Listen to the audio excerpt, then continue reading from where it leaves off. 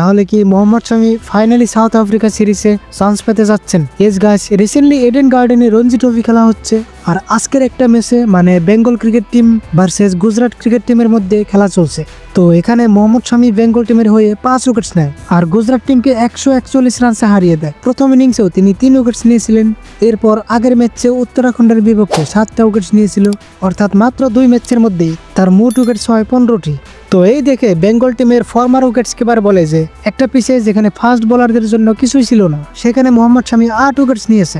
ও এখন একদম ফিট আর দুর্দান্ত ফর্মে আছে। সঙ্গে শাহবাজ আহমেদেরও দুর্দান্ত কামব্যাক। প্রথম ইনিংসে 6 উইকেট, বাংলা ঘরের মাঠে টানা 2টো জয়ে দুর্দান্ত শুরু করেছে। তো এখন আজিত আগারকার মানে বিসিসিআই সিলেক্টরসরা মুশকিলে পড়ে গেলেন, কারণ ওরা মোহাম্মদ শামিকে বারবার ফিটনেসের অজুহাত দেখিয়ে যে তার ফিটনেস ভালো নেই এই বলে স্কোয়াডে নেয়নি।